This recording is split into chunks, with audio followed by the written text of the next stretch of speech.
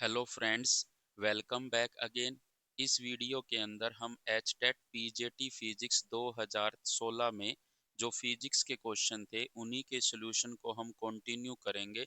और हमारा क्वेश्चन है द कलर कोड स्ट्रिप्स, मतलब colour code strips on a carbon resistance starting from one and are brown, green, orange and silver. The value of resistance is, मतलब हमें पता है जो कार्बन रजिस्टर होता है, कौन सा रजिस्टर, कार्बन रजिस्टर, उसके अंदर जो उसकी रेजिस्टेंस होती है उसको हम उसके कलर से लिख सकते हैं कि इसकी रेजिस्टेंस इतनी है। मतलब उसको रिप्रेजेंट हम कलर की फॉर्म में करते हैं रेजिस्टेंस की वैल्यू को। तो इसके अंदर चार कलर शो होते हैं। फर्स्ट जो टू कलर होते हैं वो उस रेजिस्टेंस की डिजिट्स प्रोवाइड करते हैं, और थर्ड कलर हमें मल्टीप्लायर देता है। ये आपकी क्या होती है, 0 1 2 3 4 5 6 7 8 9, ये है डिजिट्स। और 10 की पावर में जो होते हैं वो होते हैं मल्टीप्लायर।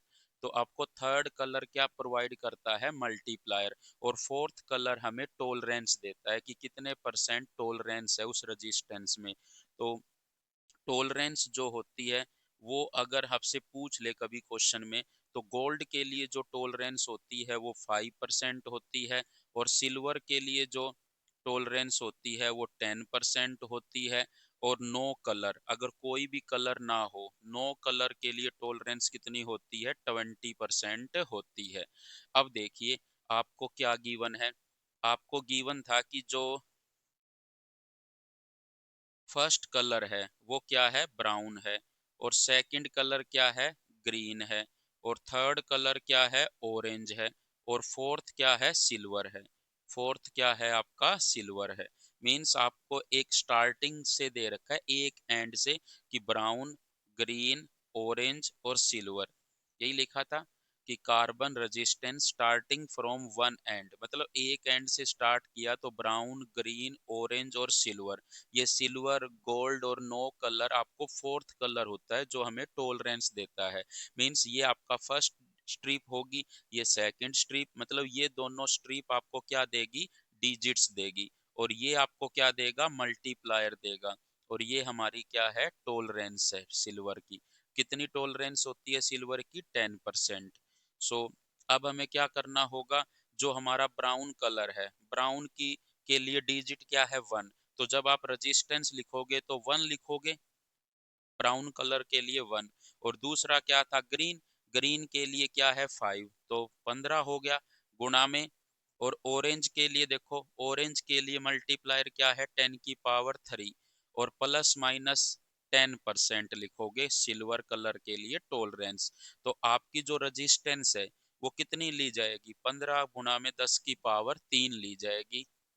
ये क्या होगा, इसका आंसर होगा। ये तो टॉलरेंस है कि 10% कम भी हो सकती है, 10% ज्यादा भी हो सकती है। सो हम तो यही वैल्यू लेके चलेंगे, 15 गुणा 10 की पावर 3। सो इसका राइट आंसर क्या होगा, ए जो है इसका राइट आंसर होगा आपका। कि फर्स्ट टू कलर आपको क्या प्रोवाइड किया, डिजिट्स प्रोवाइड करी 1 और 5। और थर्ड कलर ने मल्टीप्लायर दिया, और फोर्थ कलर ने टॉलरेंस दी। तो टॉलरेंस यहाँ पे शो नहीं कर रहा, बस हमें रेजिस्टेंस की वैल्यू बतानी थी। तो हमारा जो 15 गुणा 10 की पावर 3 था वो इसका राइट आंसर होगा आपका। अब देखिए नेक्स्ट क्वेश्चन क्या है। If a wire is stretch to double its length, मतलब आपने किसी वायर को खींच करके उसकी लेंथ को डबल कर दिया, तो यंग मॉडुलस ऑफ इलास्टिसिटी क्या होगा। ये जो यंग मॉडुलस ऑफ इलास्टिसिटी होता है ना, वाई, वो मटेरियल की प्रॉपर्टी होती है। तो मटेरियल की लेंथ को कम ज्यादा करने से उसकी मटेरियल की प्रॉपर्टी पे कोई इफेक्ट नहीं पड़ेगा। मींस बी इसका क्या होगा, राइट आंसर होगा अनचेंज्ड। ये सी आएगा, सॉरी, सी जो ऑप्शन है वो राइट आंसर होगा अनचेंज्ड। मतलब young modulus of elasticity material की प्रॉपर्टी है। मटेरियल तो सेम ही है आपका, बस आप उसकी लेंथ को चेंज कर रहे हो। तो लेंथ को कम ज्यादा करने से मटेरियल की प्रॉपर्टी पे इफेक्ट नहीं पड़ेगा। मतलब मटेरियल की जो प्रॉपर्टी है, जिस मटेरियल का वो बना हुआ है, उसके ऊपर कोई इफेक्ट नहीं आया। So young modulus of elasticity क्या रहेगा, सेम रहेगा, अनचेंज्ड आंसर आएगा। अब देखिए नेक्स्ट क्वेश्चन क्या है। 2 points P and Q are maintain at the potential of 10 volt and -4 volt respectively. Means एक पॉइंट है P और एक पॉइंट है Q। इस पे तो 10 वोल्ट है और इस पे क्या है, -4 वोल्ट है। मतलब 2 points P and Q are maintained at the potential of 10 volt and -10 volt. मतलब इसके ऊपर Vp मतलब पोटेंशियल एट पॉइंट P पर कितना है, 10 वोल्ट है, और पोटेंशियल एट Q पर कितना है, -4 वोल्ट है। The work done in moving 100 electrons from point P to Q is. मतलब P से Q आपको कितने 100 इलेक्ट्रॉन्स लेके जाने हैं, कितने इलेक्ट्रॉन लेके जाने हैं, 100 इलेक्ट्रॉन्स। मतलब जो मान लेते हैं Q जो चार्ज है, अब हमें पता है अगर कोई भी Q चार्ज जो है, मान लेते हैं एक पॉइंट से आप बी पॉइंट पे किसी Q चार्ज को लेके जाना चाहते हो, तो वर्क डन कितना करना पड़ेगा एक्सटर्नल एजेंट को, या फिर नॉर्मली वर्क डन पूछे, मतलब अगर आपसे वर्क डन पूछ रहा है सिंपली, तो वो एक्सटर्नल एजेंट के द्वारा ही वर्क पूछ रहा है। वो कितना होता है, Q इंटू में V final minus V initial. मतलब आप A से B जा रहे हो तो पोटेंशियल फाइनल किसका लिखोगे, VB माइनस VA। तो वर्क डन जो एक्सटर्नल एजेंट के द्वारा होगा वो Q इंटू डेल्टा V भी लिख सकते हो आप, Q इंटू डेल्टा V। और Q जो होता है वो पुट विद साइन, मतलब आपको चार्ज जो है विद साइन के साथ पुट करना है यहाँ पे, और जो पोटेंशियल है वो भी साइन के साथ पुट करने हैं, पुट विद साइन। मतलब यहाँ पे आपको जो भी वैल्यू होगी वो साइन के साथ पुट करनी होती है। अब देखिए हमारा जो क्वेश्चन है उसमें Q की वैल्यू कितनी होगी, 100 इलेक्ट्रॉन्स के चार्ज के बराबर होगी। तो एक इलेक्ट्रॉन पे चार्ज कितना होता है, माइनस का 1.6 इंटू 10⁻⁻19 कुलाम होता है। तो 100 इलेक्ट्रॉन पे कितना होगा, 100 से मल्टीप्लाई कर देंगे, तो माइनस का 1.6 इंटू 10⁻⁻17 कुलाम हो जाएगा, क्योंकि दो पावर इसमें ऐड हो जाएगी तो -17 रह जाएगी। तो Q की वैल्यू हमें पता लग गई। और हमें ये जो वर्क डन निकालना है कि P से Q लेके जाना है किसी Q चार्ज को, तो work done by external agent क्या होगा, Q इंटू में final potential minus initial potential, मतलब potential at Q minus potential at P। यही यहाँ पे समझाया है कि कोई भी वर्क डन निकालना हो तो Q into V final minus V initial, मतलब जहाँ पे आप पहुंचे हो उसका पोटेंशियल माइनस जहाँ से चले हो उसका पोटेंशियल। तो Q इंटू में पोटेंशियल एट Q पर कितना है, -4 है, और पोटेंशियल एट P पर कितना है, 10, तो 10 रख दिया, तो ये -14 Q आ गया। तो आपको work done by external agent अगर आपको निकालना हो तो Q की वैल्यू यहाँ पे रख देंगे, तो work done by external agent आ जाएगा।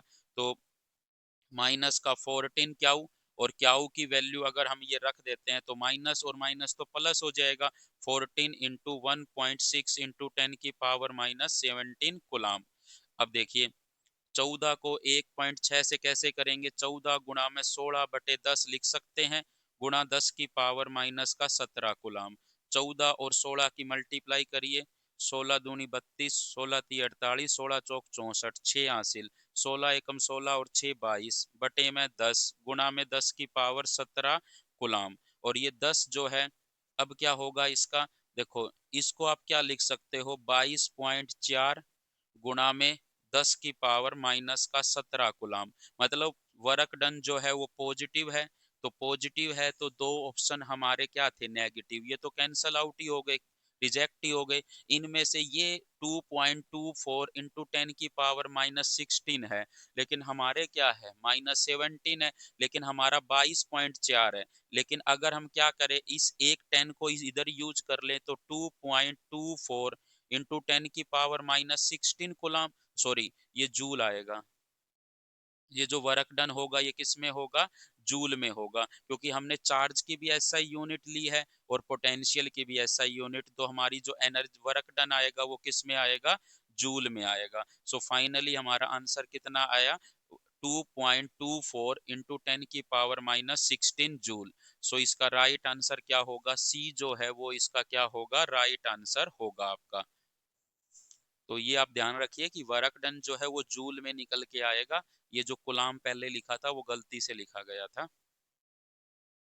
अब देखिए next, the self inductance of a long solenoid of length L is proportional to.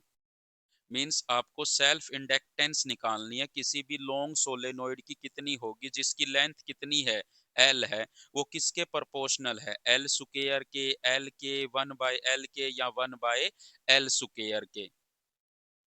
सो देखिए कैसे करोगे। मान लेते हैं एक लॉन्ग सोलेनोइड है, मान लेते हैं एक लॉन्ग सोलेनोइड है।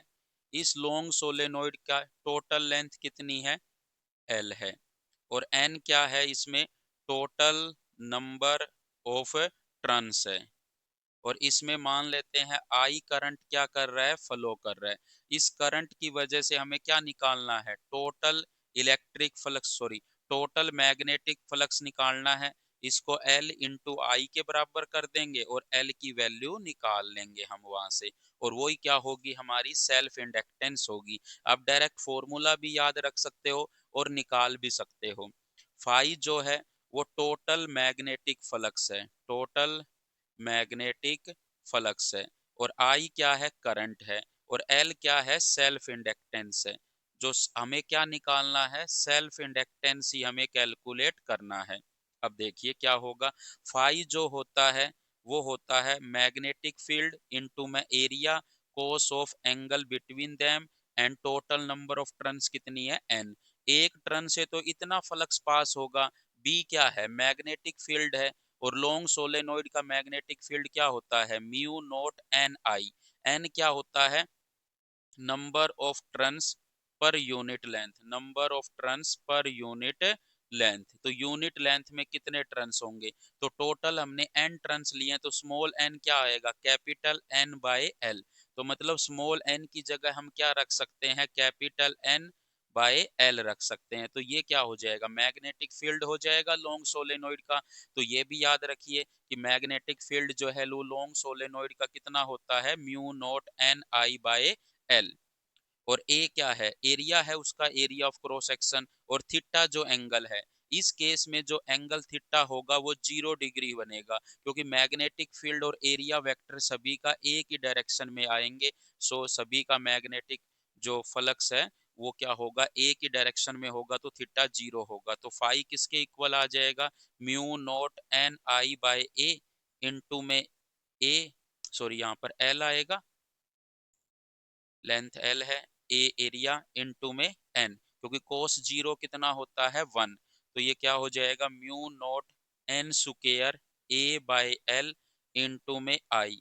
तो फाई इक्वल टू क्या आ गया, देखो म्यू नॉट एन और एन तो एन स्क्वायर हो गया, ए एल और इनटू में आई। अगर हम इसको कंपेयर करते हैं किससे, इससे, तो एल की वैल्यू हमारी कितनी आ जाएगी, mu naught N square A by L. तो यहां से आप बता सकते हो कि जो सेल्फ इंडक्टेंस है वो किसके इनवर्सली है, एल के इनवर्सली है। सो इसका राइट आंसर क्या होगा, इसका राइट आंसर होगा सी, इसका राइट आंसर होगा। तो कैसे किया इसको, ये आप डायरेक्ट भी याद कर सकते हो कि जो सेल्फ इंडक्टेंस होती है लॉन्ग सोलेनोइड की वो ये होती है। अदरवाइज आप ए में, एन स्क्वायर में या एल में कंफ्यूजन हो तो निकाल सकते हो। तो magnetic field due to long solenoid mu naught N I होता है। स्मॉल एन को आप कैपिटल एन बाय एल लिख सकते हो कि total number of turns N है और लेंथ एल है। तो कैपिटल एन को अगर स्मॉल एल से डिवाइड करोगे तो स्मॉल एन आ जाएगा, जो क्या होता है, number of turns per unit length होती है। तो यहाँ पे टोटल मैग्नेटिक फ्लक्स निकालना है, तो एक में से कितना पास करेगा उसको टोटल नंबर ऑफ टर्न से गुणा कर देंगे। तो मैग्नेटिक फील्ड जो है वो कांस्टेंट होता है, अंदर कितना होता है, म्यू नॉट एन आई। तो बी तो ये लिख दिया, एरिया जो है हर एक का सेम है और एन आ गया। और थीटा जो है angle between B vector and area vector, angle between B vector and area vector, मतलब मैग्नेटिक फील्ड वेक्टर और एरिया वेक्टर के बीच का एंगल है जो कितना होगा, हर एक टर्न में 0 डिग्री होगा। सो फाइनली जो हमने निकाला कि जो सेल्फ इंडक्टेंस है वो ये होगी, और इसके अंदर क्या है, जो सेल्फ इंडक्टेंस है वो लेंथ के इनवर्सली प्रोपोर्शनल है। सो इसका राइट आंसर क्या होगा, सी इसका राइट आंसर होगा आपका। अब देखिए आपका नेक्स्ट क्वेश्चन क्या है। The rotational analogy of momentum in translatory motion, मतलब जो ट्रांसलेटरी मोशन है उसके अंदर आप मोमेंटम यूज करते हो, लीनियर मोमेंटम, और उसकी जगह पे रोटेशनल मोशन में क्या यूज करोगे, एंगुलर मोमेंटम। मींस अगर हम बात करें कुछ अदर की, तो जो ट्रांसलेटरी मोशन होती है और एक है आपकी रोटेशनल मोशंस। तो यहाँ पर हम क्या यूज करते हैं, मास। यहाँ पर क्या यूज करते हैं, मोमेंट ऑफ इनर्शिया। यहाँ पर हम यूज करते हैं फोर्स। यहाँ पर यूज करते हैं हम, उसका रोटेशनल एनालॉगी है ये। यहाँ पर होती है kinetic energy, linear kinetic energy, और यहाँ पर होती है rotational kinetic energy, rotational kinetic energy. यहाँ पर होता है आपका लीनियर मोमेंटम, और यहाँ पर क्या होता है, एंगुलर मोमेंटम, एंगुलर मोमेंटम। यहाँ पर होता है डिस्प्लेसमेंट, यहाँ पर होता है एंगुलर डिस्प्लेसमेंट, एंगुलर डिस्प्लेसमेंट। यहाँ पर होता है वेलोसिटी, यहाँ पर होती है एंगुलर वेलोसिटी। तो ये रोटेशनल एनालॉगी आपको याद होने चाहिए किसके क्या होते हैं। सो ये सभी क्या है, रोटेशनल एनालॉगी है। मास की रोटेशनल एनालॉगी मतलब रोटेशनल मोशन में मास की जगह क्या यूज करेंगे, मोमेंट ऑफ इनर्शिया, फोर्स की जगह टॉर्क, काइनेटिक एनर्जी की जगह rotational kinetic energy, linear momentum की जगह एंगुलर मोमेंटम, डिस्प्लेसमेंट की जगह एंगुलर डिस्प्लेसमेंट, वेलोसिटी की जगह एंगुलर वेलोसिटी। सो हमारे क्वेश्चन में हमसे मोमेंटम की जगह पूछ रहा था, तो इसका राइट आंसर क्या होगा, एंगुलर मोमेंटम। तो ये सभी क्या है, रोटेशनल एनालॉगी, ये सभी के सभी आपके। अब देखिए next question, which of these particles has the minimum de Broglie wavelength, मतलब इन पार्टिकल्स में से किसकी मिनिमम डी ब्रोगली वेवलेंथ है, when the kinetic energy of all the particle is same, मतलब सभी पार्टिकल की जो काइनेटिक एनर्जी है वो सेम है, और आपसे पूछ रहा है मिनिमम डी ब्रोगली वेवलेंथ किसकी है। मतलब आपको लैम्डा क्या चाहिए, मिनिमम चाहिए, कि उसकी डी ब्रोगली वेवलेंथ मिनिमम होनी चाहिए। अब डी ब्रोगली वेवलेंथ किसके इक्वल होती है, एच बाय पी के। ये तो आपकी डी ब्रोगली वेवलेंथ हो गई, ये तो क्या हो गई आपकी डी ब्रोगली वेवलेंथ हो गई। और पी क्या है, पी है आपका मोमेंटम, पी क्या है, मोमेंटम है आपका। तो मोमेंटम को हमें काइनेटिक एनर्जी की टर्म में लेके आना पड़ेगा। काइनेटिक एनर्जी किसके बराबर होती है, पी स्क्वायर बाय 2m के, क्योंकि काइनेटिक एनर्जी का फॉर्मूला होता है हाफ एम वी स्क्वायर। आपने क्या किया, m से ऊपर गुणा कर दिया और m से क्या कर दिया, डिवाइड कर दिया। तो ऊपर तो p मोमेंटम किसके बराबर होता है, मास इनटू वेलोसिटी। तो ऊपर तो p का स्क्वायर बन गया, नीचे क्या आ गया, 2m आ गया। तो यहाँ से p किसके बराबर आ जाएगा, p स्क्वायर 2m इंटू में काइनेटिक एनर्जी। तो p किसके बराबर आ जाएगा, under the root 2m into में काइनेटिक एनर्जी। तो यहाँ पर लैम्डा कितना आ जाएगा, h by under the root 2m into में काइनेटिक एनर्जी। अब आपसे क्या कह रहा है कि इन सभी पार्टिकल की काइनेटिक एनर्जी क्या है, सेम है। और काइनेटिक एनर्जी अगर सेम है, एच भी सेम, काइनेटिक एनर्जी भी सेम, टू भी सेम, तो लैम्डा जो है किसके इनवर्जली है, उसके मास के स्क्वायर रूट के। तो काइन लैम्डा जो है वो किसके प्रोपोर्शनल है, 1/√m के। मतलब मास देख लो, जिसका मास सबसे ज्यादा होगा उसका लैम्डा क्या होगा, कम होगा।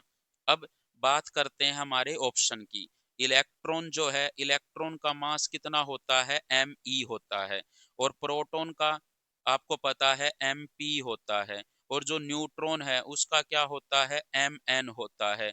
और अल्फा पार्टिकल जो है, अल्फा अल्फा पार्टिकल का मास जो होता है 4 टाइम्स होता है मास ऑफ प्रोटॉन के। और फोटोन का जो मास होता है, रेस्ट मास, वो कितना होता है, 0 होता है, रेस्ट मास 0 है। फोटोन का 0 क्या होता है, रेस्ट मास होता है। वैसे तो मास होता है लेकिन रेस्ट मास क्या होता है, 0 होता है। सो अगर हम यहाँ पर यूज करेंगे कि किसका मास सबसे ज्यादा होगा कि लैम्डा सबसे कम आए। तो लैम्ड में मास देखो, और हमें ये भी पता है प्रोटॉन और न्यूट्रॉन का मास नियरली क्या होता है, सेम होता है। और हमारा फर्स्ट और मास ऑफ प्रोटॉन का हमेशा ज्यादा होता है इलेक्ट्रॉन के मास से, और मास ऑफ अल्फा पार्टिकल का प्रोटॉन के मास से भी ज्यादा है। मतलब फर्स्ट ऑप्शन देखिए इलेक्ट्रॉन, इलेक्ट्रॉन का मास m ही है, फोटोन का जीरो है तो इसका तो नियरली जीरो है, तो इसका मतलब इसका तो क्या हो जाएगा, बहुत ज्यादा आ जाएगी वेवलेंथ। और जो न्यूट्रॉन और अल्फा पार्टिकल रह गया, हमें मास सबसे ज्यादा देखना है किसका होगा, इलेक्ट्रॉन का तो कम ही होता है। मतलब इलेक्ट्रॉन का कम मास होता है प्रोटॉन और न्यूट्रॉन के कंपेयर में। लेकिन जो न्यूट्रॉन का जो मास है उसका mn है, अल्फा पार्टिकल का जो मास है वो 4 टाइम्स होता है प्रोटॉन के मास से। मतलब इसका अगर मास mn है, जो किसके इक्वल होगा, नियरली mp के, और इसका 4 टाइम्स है, और इसका me है, और इसका जीरो के करीब है, तो आप ये कहोगे कि ये सबसे, ये तो कम ही होता है, इलेक्ट्रॉन का मास प्रोटॉन और न्यूट्रॉन के मास से कम होता है, और अल्फा पार्टिकल का इसके मास से 4 गुना ज्यादा है। और हमें लैम्डा मिनिमम चाहिए, ये मिनिमम कब आएगी, जब मास सबसे ज्यादा होगा। तो इस क्वेश्चन में सबसे ज्यादा मास किसका है, अल्फा पार्टिकल का है। सो इसका राइट आंसर क्या होगा, अल्फा पार्टिकल होगा, कि अल्फा पार्टिकल की जो वेवलेंथ है वो मिनिमम होगी आपकी। तो आपको पता होना चाहिए अल्फा पार्टिकल का जो मास होता है वो 4 टाइम्स होता है प्रोटॉन के मास से। और चार्ज कितना होता है अल्फा पार्टिकल पे, ये भी लिख लेते हैं कि चार्ज जो होता है वो प्लस का 2e होता है। मतलब प्रोटॉन के चार्ज का दुगुना होता है। चार्ज तो 2 गुना होता है प्रोटॉन के चार्ज का, और मास जो होता है वो 4 गुना होता है प्रोटॉन के मास का। सो ये क्वेश्चन थे जो हम इस वीडियो में करेंगे। Thank you so much for watching this video. Please like share and subscribe जरूर करें।